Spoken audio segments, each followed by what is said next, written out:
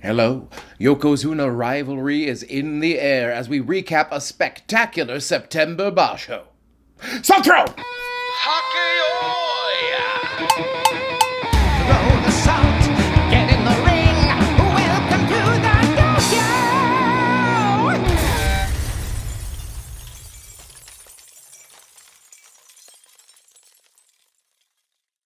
Hello and welcome to the Dohyo here on Mr. JWags channel. Yes, we are back recapping and reacting to a truly stunning September Basho. But as always, we have to thank our patrons over on the Patreon. Please check it out if you haven't. We're having so much fun over there. There will be a very special members-only Hagakiyoi happening in a couple weeks, so if you want to check that out, please consider supporting us on the Patreon. Remember, the more support we get, the more episodes of the Dohyo there will be. Now, for those of you who haven't checked it out, our last members-only Hagakiyoi got very deep, lasted over 20 minutes, and ended up with me breaking down just how many Ozeki have been demoted from the rank or retired at the rank in modern sumo. A lot of cool stuff. If you're very into the geeky Mr. JWags stuff, you are not going to want to miss that. So do check out the Patreon if you have the time and inclination. And for those of you in New York or possibly visiting New York in the near future, we have a bunch of shows going up at Second City, New York this fall and winter that you're not going to want to miss. I'm one of the music directors for our current main stage improv show, Salt, Pepper, Ketchup, every Friday and Saturday at 7. I'm also directing the Second City, New York House Company, and we are currently in process for a brand new sketch show. So if you are interested in checking out brand new sketch comedy in a Brooklyn-based environment, check us out. All the information will be down here at secondcity.com. Oh man, did I have an amazing time watching this September Basho, and you better believe I got some thoughts.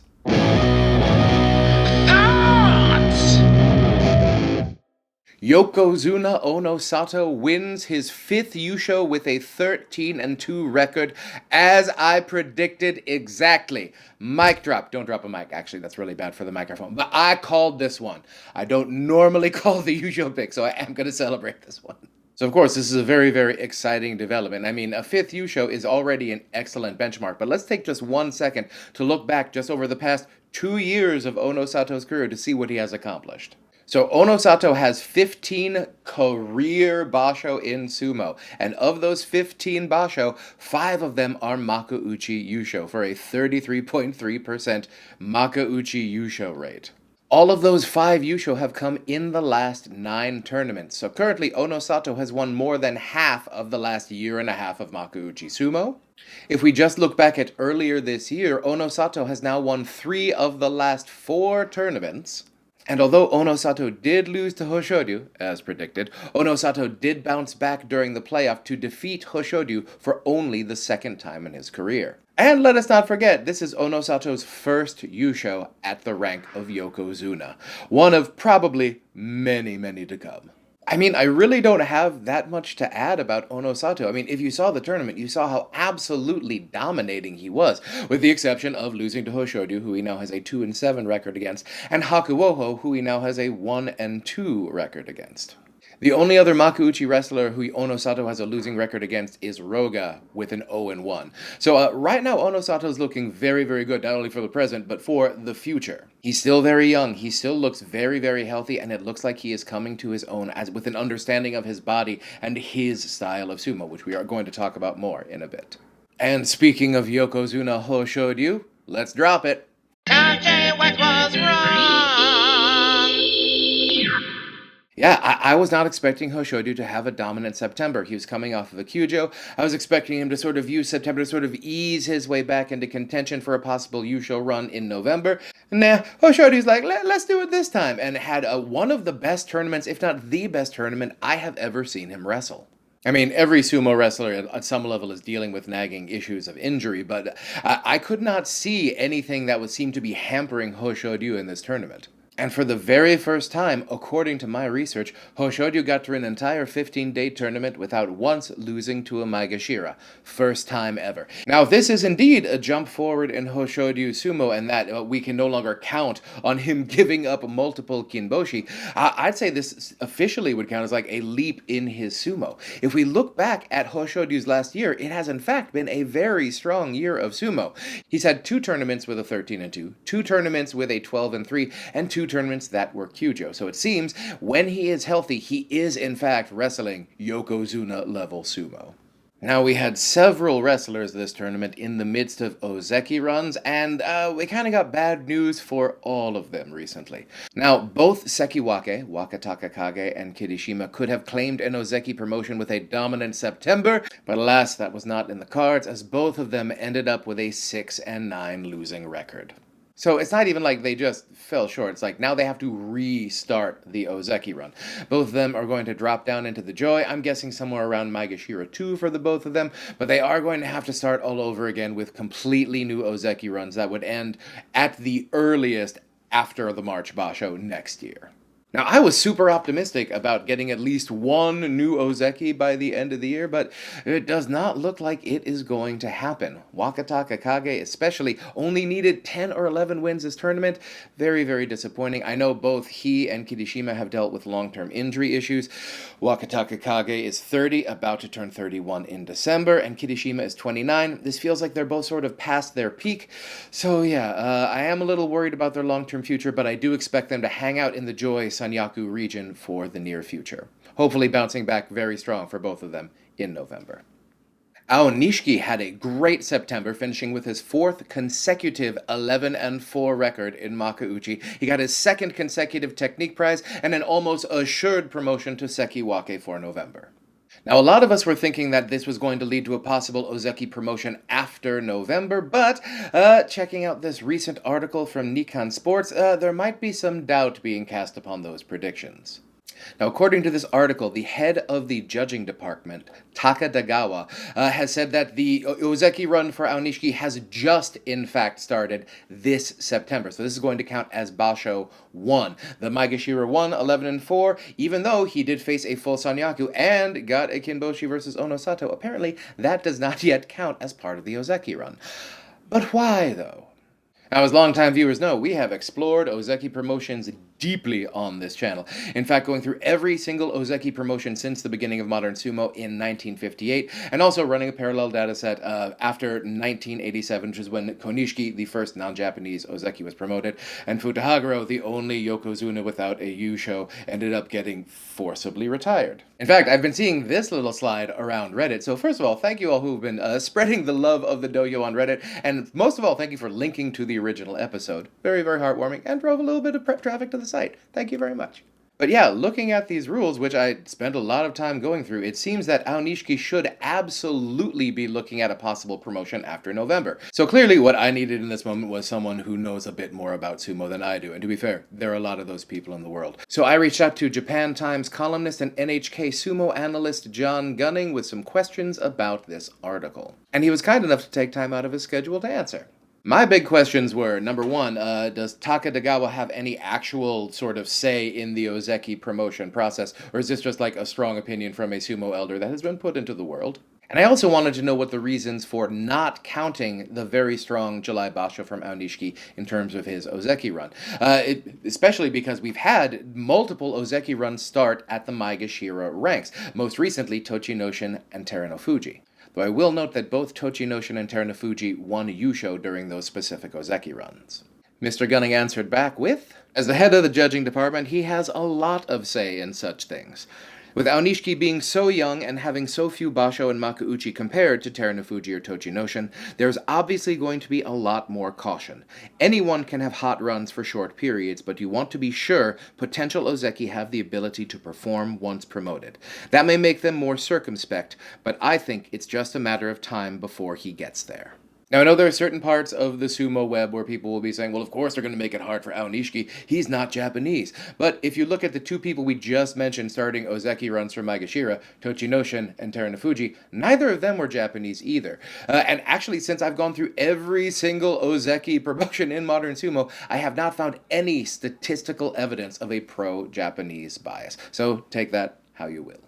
And this does beg the question that, well, what if Aonishiki just goes absolutely insane in November, gets a 14-1 Yusho? They'd have to promote him, right? I mean, well, I think so, yes. But first of all, he has to do it. Let's wait till Aonishiki gets to his 12th win in Makuuchi before we start throwing around that hypothetical yet. But I do think if he ended up getting 14 or 15 wins in November, they would have to seriously consider promotion before the end of the year. And also, speaking of Ozeki, Kotosakura finally finishes with something other than an 8-7. And better yet, it isn't a losing record. It was a 9-5-1. Oh, yes, that's right. Kotosakura was actually our only mid-Basho Kyujo, and it happened at sort of the worst possible time. Of course, if you watched the tournament, on day 13, Kotosakura defeated Hoshodyu, but got hurt defeating Hoshodyu and ended up going Kyujo for day 14, gifting Yokozuna Onosato a Fusen win right down the stretch. I hear it is yet another knee injury for Kotosakura, so I'm just hoping it turns out to be not that serious and he can return full strength in November. Remember, he is our defending November champion. Now, do I think that Kotosakura's Kyujo somehow tarnishes Onosato's victory? No, not really. I mean, Onosato had beaten Kotosakura 4 straight times. He hasn't lost to Kotosakura all year, in fact. So I think there was a very, very good chance that even a full-strength Kotosakura would have lost to Yokozuna Onosato. And when it comes down to it, Hoshodyu did have a chance to win the Yusho in the ring on day 15, and that's really all you can ask for as a wrestler. And for the record, I do think the call on the playoff Mono-E was correct. Now it's time for Uncle Sumo's Attaboys.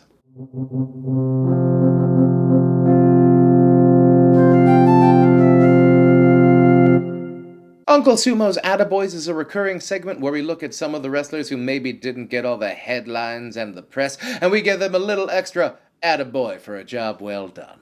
Our first attaboy goes to Maegashira 7 East Takanosho. Takanosho had an amazing tournament with a 12-3 finishing in 3rd place. He ended up getting his 5th Kanto show, and actually his 3rd Kanto show in only the last 8 Basho. So although he is a little bit long in the tooth, there's still definitely some fight left in Takanosho. Now, although he did start the tournament at mid-Maegashira, he ended up getting promoted heavily down the stretch to face the Sanyaku, ended up going 3-1 versus the Sanyaku members he faced, including victories over Kotosakura and both Sekiwake. And if my Banzuke math is correct, I see Takanosho as being one of 3 wrestlers who might be taking one of the Komusubi slots in the next tournament. Attaboy. Next up, Maegashira 2 West Oho with a 10-5. This felt like a very, very under-the-radar 10-5 for a wrestler who's up at the top of the joy. I think this is going to result in a re-promotion to Sekiwake. Remember, this will be his 2nd time at Sekiwake, having never been at Komusubi. This was only his 3rd Kachikoshi ever in the Joy, so we're very excited that he seems to be getting a few more wins under his belt. His first trip to Sekiwake didn't go that well, but here's hoping he'll be able to pull out a winning record in November. Attaboy. Next up, Maegashira 4 West Wakamoto Haru. I was a little bit worried about him coming into this tournament. He's only had 1 winning record so far this year. Bam, 2nd winning record right there. Ended up facing most of the Sanyaku in this tournament and still got a winning record. I've got him, Takanosho, and Takayasu sort of in a weird little cluster on people who could make Komusubi. The question is, with a 7 and 8, will they demote Takayasu a full rank or only half a rank? I'm pretty sure Takanosho will end up getting one of those Komusubi slots, so the question is, will the other one be Wakamoto Haru, Takayasu, or possibly Hakuoho from Maegashira 2? And speaking of, Maegashira 2 East Hakuoho. I don't normally give attaboys for 8 and 7s, but he's only 22, he's wrestling at his high rank, and got his 2nd Kinboshi against Onosato, and his first ever Shukunsho Outstanding Performance Prize. Now, he just appears to be, collecting upper body injuries, but remember, he's only 22, and hopefully there will be some time to heal and some elasticity in the health there. This is his 8th consecutive Kachikoshi after returning from injury, and yeah, I think he might be in the mix for one of the open Komusubi slots. Next up, Maegashira 8 East Uda! Ended up getting a 10-5. This was his first double-digit win tournament since November of 2021.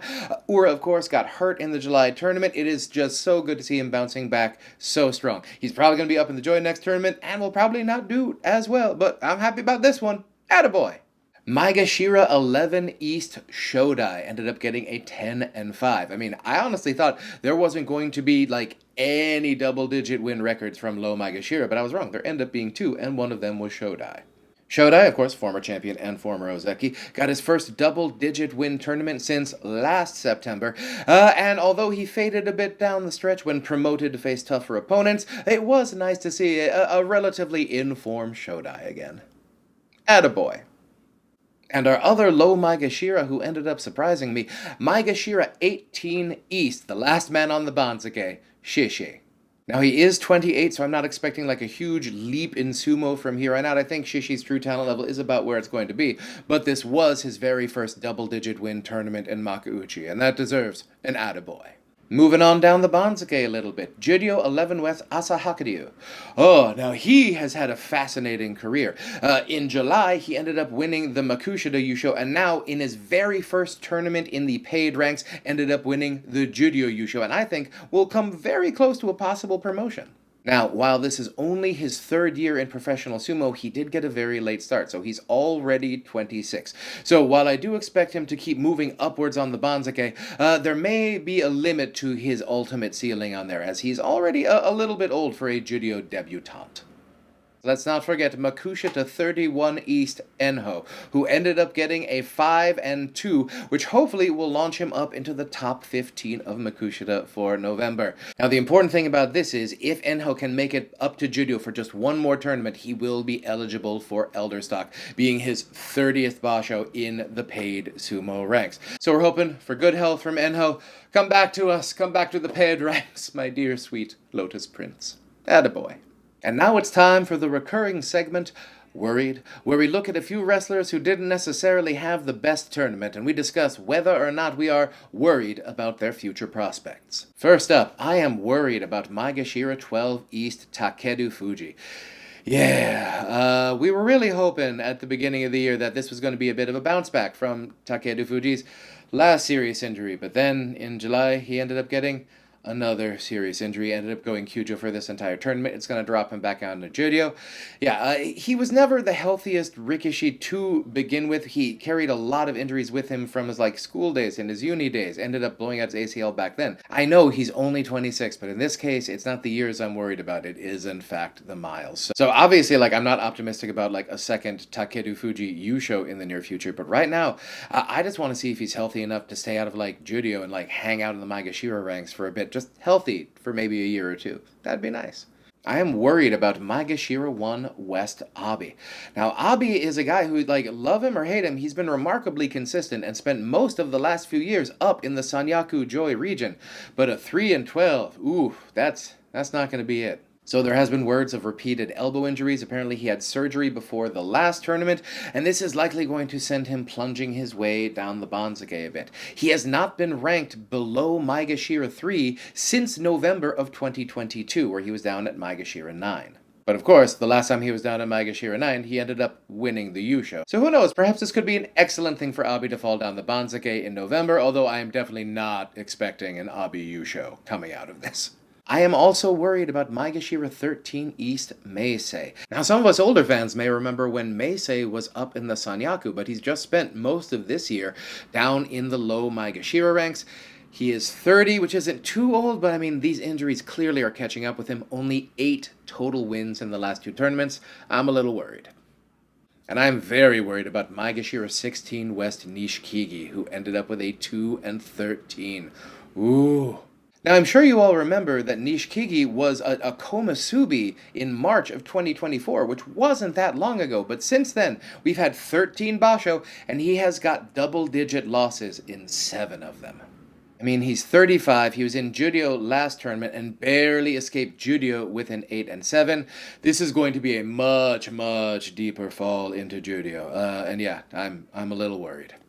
I am not worried about July champion Maegashira 5 East Kotoshoho. Now this is a little bit of a needle I'm trying to thread here. I'm not worried about Kotoshoho and that I don't think he's exceptionally hurt or I think there's something wrong with him. I think he lost to a lot of wrestlers who are better than Kotoshoho. I think Kotoshoho was in sort of the average Kotoshoho fighting shape.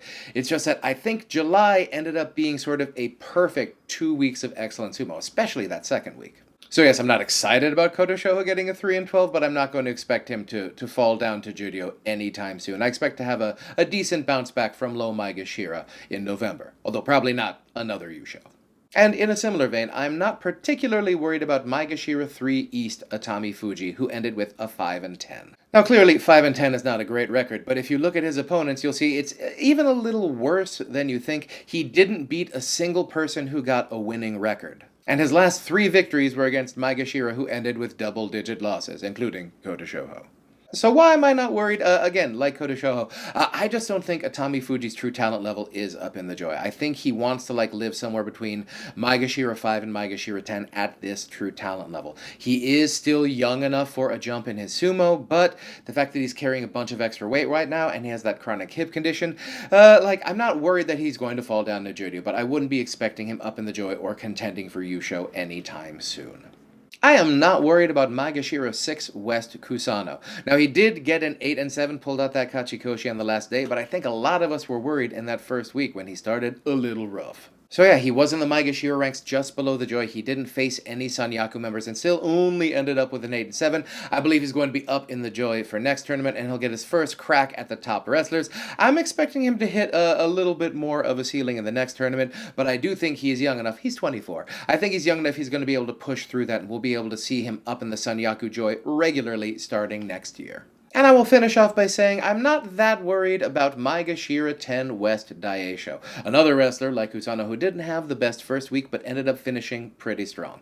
Now he did finish with a 7-8, which means he's probably going to get demoted, but even if he's hanging out somewhere between Maegashira 10 and Maegashira 12, as long as he uses the next break to sort of rest up a bit, I could see him coming back very, very strong in November and possibly pulling out a dark horse Yusho run. Now it's time to see who's taken that midnight train to judo.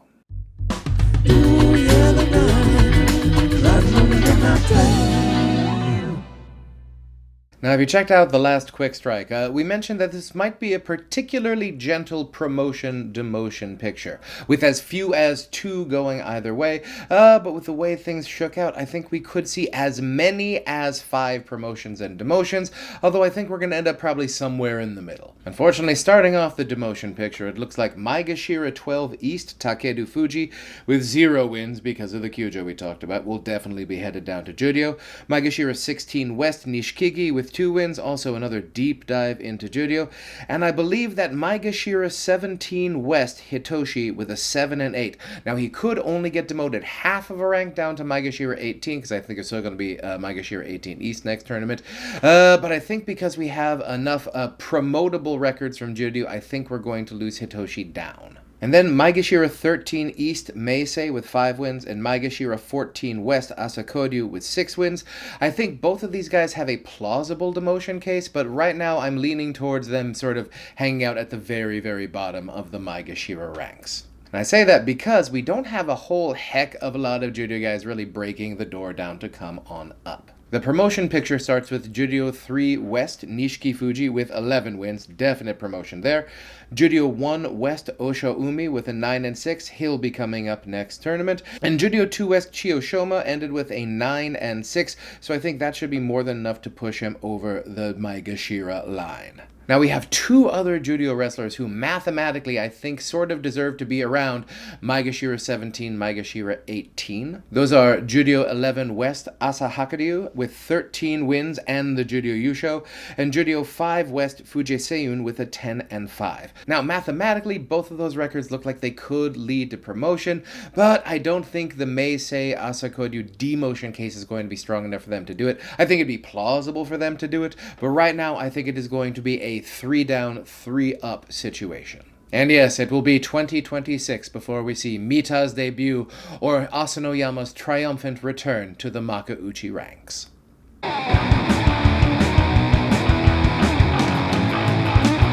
For the first time in recent history, we have a true rivalry at the top of the Banzake. We have 2 Yokozuna just about to hit their peak, and both of them appearing to be hitting their stride at the exact same time. And while Aonishiki is very young and exciting, I think we're probably going to have to wait till next year, an Ozeki promotion, and likely his first Yusho before we can start talking about a big 3 in sumo right now. Right now, all of the spotlight, and deservedly so, is on our 2 Yokozuna. And my absolute favorite part of this budding rivalry is that the 2 of them, from their appearance to their brands of sumo, are so very different. Now, I do believe that Onosato will finish his career with more Yusho than Hoshoryu. I also think that it's coming down to more of a consequence of style of sumo rather than the pure skill of either of the wrestlers involved. Now, Onosato largely fights in 2D. He will meet you at the tachi firmly, and unless you can either push him back or get around him, you're going to be in a lot of trouble.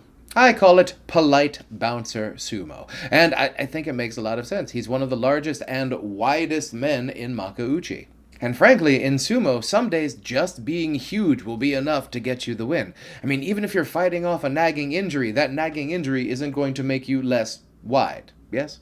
Now, Hoshoryu fights in 3D. He thrives on unpredictability and has a wide arsenal of throwing maneuvers. But this also means that there are a lot more moving parts to Hoshoryu sumo, and the more moving parts there are, the more chances you have for something to go wrong. And I think that aspect of Hoshoryu's chaos Muppet style of sumo will eventually lead to less consistency throughout the course of his career. But even though I think Onosato ultimately will be a more successful Rikishi in terms of winning matches and Yusho, I don't think we're headed for a return to the Hakuho era, where one single wrestler cast a shadow over multiple generations of sumo. It looks like the next chapter in the story of sumo is going to have at least 2 main characters, and hopefully a lot more days like day 15. Thank you so much for watching us here on the Dohyo. Please like, subscribe, and comment if you haven't already. Remember, YouTube loves the interaction and helps spread the Dohyo to all parts of the interwebs, or at least other parts of YouTube. And if you have the means and inclination, please check out the Patreon. The members-only Hagakioi will be coming out in a couple weeks. Also, stay tuned to the channel. We have so much fun coming up. Not only the members-only Hagakioi, but we also have an interview with several members of the New York Sumo Club you are not going to want to miss. And of course, we have all of the excitement coming up for an incredible November Basho that right now I can't wait for. So everyone, stay safe, stay strong, stay healthy, and I will see you next time on the Dohyo.